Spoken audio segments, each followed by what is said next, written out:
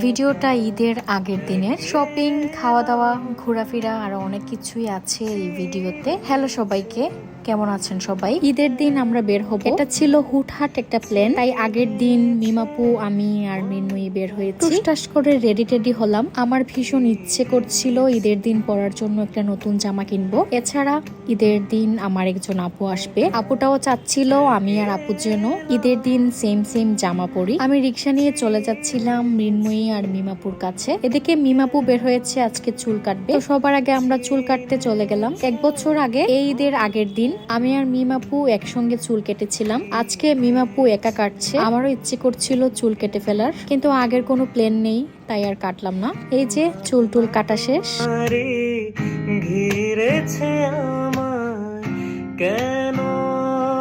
আমি আজকের ভিডিওতে যে জামাটা পরে আছি, এই জামাটা কানাকড়ি পেজের। জামার ডিজাইনটা ব্লকের, কাপড়টা অনেক আরামদায়ক। এই জামাটা প্রায় 10 মাস আগের। বিশেষ করে জামার কালারটা অনেক সুন্দর। এর আগেও এই জামাটা 2 বার পরা হয়েছে, আজকে নিয়ে 3 বার। আরো কতবার যে পরবো তার কোনো হিসেব নেই। ঘুরে ফিরে ভিডিও করতে গিয়ে আমি পরে যাচ্ছিলাম।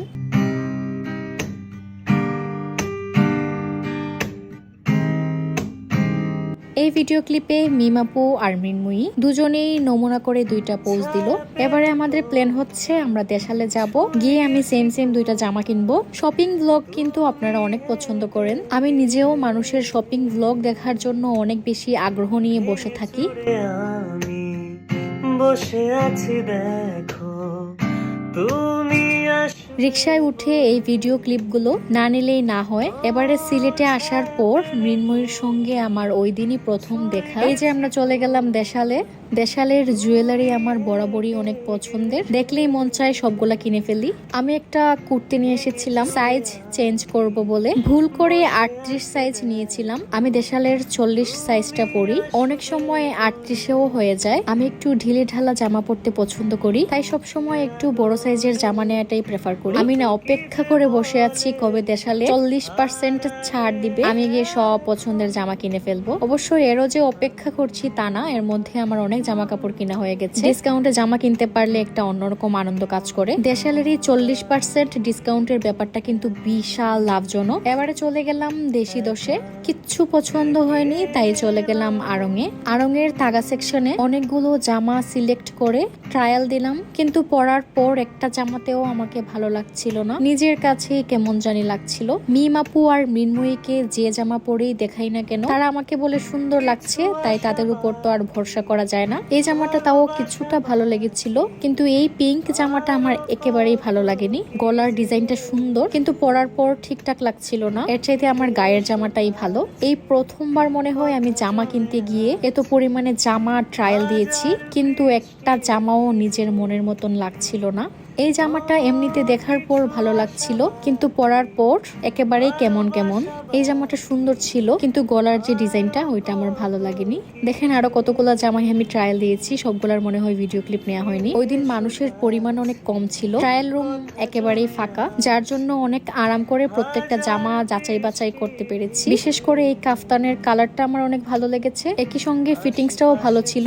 এই কুর্তিটাও ভালো লেগেছিল। তারপর 2টার মধ্যে আঙুল ধরে একটা জামা সিলেক্ট করে কিনে ফেলি। এই কাফতানটা কিনতে মানে পছন্দ মতন একটা জামা বের করতে গিয়ে আমার প্রায় 2.5 ঘন্টা সময় লেগেছে। মিমাপু আর মৃন্ময়ী তাদের অনেক ধৈর্য, আমি তাদের জায়গায় থাকলে একদম পাগল করে ফেলতাম। এর মধ্যে আবার মিমাপু কি একটা জামা কিনেছে, মৃন্ময়ীও জানি কি কিনেছিল। সবার শপিং করা শেষ, এবারে জেমে বসে থাকার পালা। খেতে যাব কাচ্চি ডাইনে, কাচ্চি বিরিয়ানি। জামা ট্রায়াল দিতে গিয়ে আমার কপালের টিপটাই পড়ে গেছে। রিক্সায় উঠে নিজের ফেসটা দেখে একদম অসহায়ের মতন লাগছিল। জেমের মধ্যে বসেছিলাম প্রায় 20 মিনিট।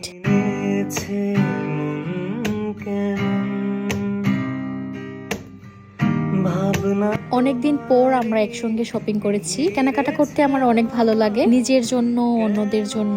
এবারে কাচ্চি অর্ডার দিলাম। টিপ ছাড়া নিজেকে একদম বোকা বোকা লাগে। আমার মানি ব্যাগে সবসময় 2-3টা টিপ থাকে, তো একটা বের করলাম আর টুস করে কপালে লাগিয়ে ফেললাম। এবারে অনেক ভালো লাগছে না বলেন?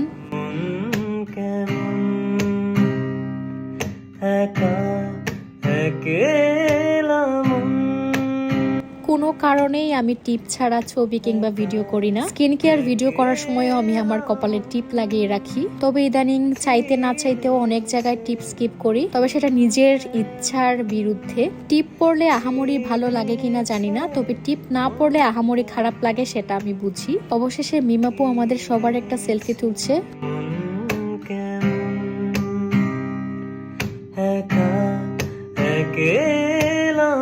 আমরা তিনজনেই অনেক ক্ষুধার্ত ছিলাম। খাবার আসতে দেরি হচ্ছিল বলে আমরা একেবারে অসহায়ের মতন বসে আছি। আমরা না প্রত্যেকবার বের হওয়ার পর কই খাবো কি খাবো এসব ঠিক করতে গিয়েই সব সময় নষ্ট করে ফেলি। যেমন আজকেও আড়ং থেকে বের হওয়ার পর জায়গা ঠিক করতে গিয়ে অনেক সময় বিনাশ করে ফেলেছি। এই যে আমাদের খাবার চলে এসেছে, আমাদের প্রিয় কাচ্চি বিরিয়ানি। লাস্ট একটা ভিডিওতে আমি বলেছিলাম যে আমার অনেকগুলা ডেইলি ব্লগে কাচ্চি বিরিয়ানির একটা পার্ট থাকে, যেমন আজকেও থাকবে। আর আমাকে অনেকেই জিজ্ঞেস করবে আপনি এত খান কেন মোটা হন না, আপনার কি পেট খারাপ হয় না, এত বেশি কি করে খেতে পারে, সারাদিন খালি খাবার আর খাবার। এত সব প্রশ্নের কি যে উত্তর দিব তাই বুঝতে পারি না। আমি খেতে অনেক ভালোবাসি, সব সময় নিজের পছন্দ মতন খাবার খুঁজে বেড়াই। ধরেন আমার মন খারাপ কিংবা সারাদিন অনেক কাজ কাম করা হয়েছে, খুবই ক্লান্ত, তবে সে সময়ে যদি আমি বাইরে বের হয়ে নিজের পছন্দ মতন কিছু খেতে পারি আমি একদম ফটাফট চাঙ্গা হয়ে যাই।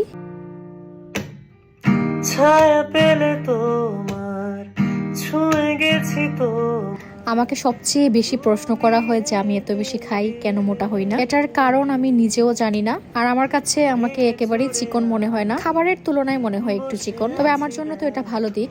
আপাতত সিলেটের মধ্যে আমার সবচাইতে পছন্দের কাচ্চি হচ্ছে কাচ্চি রেনের কাচ্চিটা। এক লাইনের মধ্যে মনে হচ্ছে 100 বার কাচ্চি করছি। কাচ্চি খেয়ে আমাদের তিনজনেরই মন টন ভরে গেছে। এবারে বাসায় চলে যাওয়ার পালা।